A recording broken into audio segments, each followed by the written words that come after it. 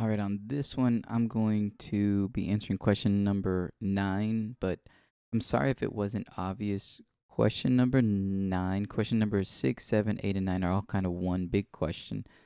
I thought it would be obvious. Maybe I should have formatted it slightly differently. Anyway, so when you get here, you should have already written the Q equation. Don't forget the Q equation is products over reactants. So here's my product side, here's my reactant side. Except we don't put solids into our Q equation. So we only put tin and gold ions. And we raise it here to their respective coefficients. So tin is raised to 3 and gold is raised to 2.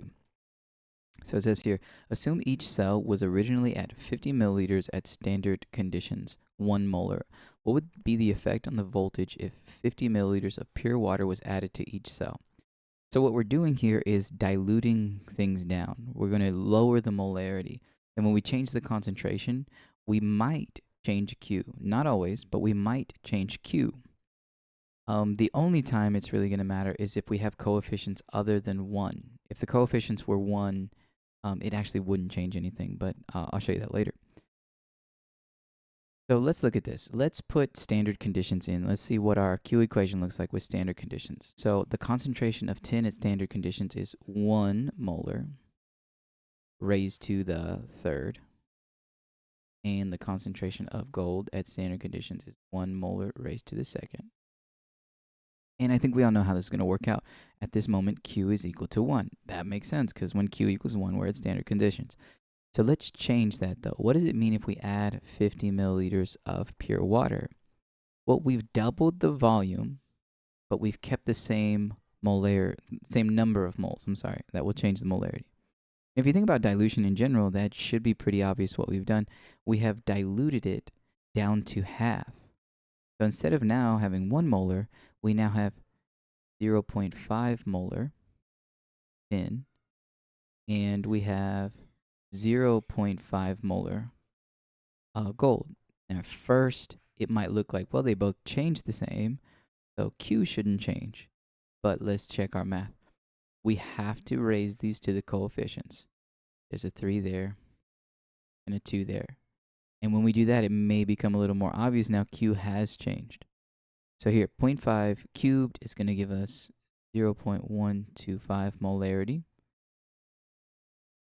And 0.5 squared is going to give us 0.25 molarity. So Q is now equal to 0.5.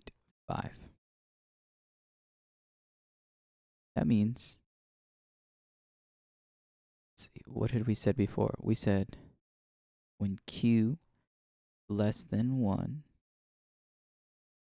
then, according to the Nernst equation,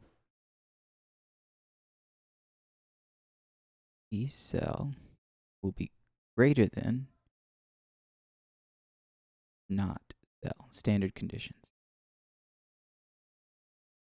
And why is that? Well, when we dilute it, what we're doing is we're changing our products. We're changing our products faster than we're changing our reactants because of their coefficients here. And when we dilute it down, we dilute the products more, essentially, than we do our reactants. And when we have fewer products, we want to make more products, and that means a higher generation of electricity. That's it.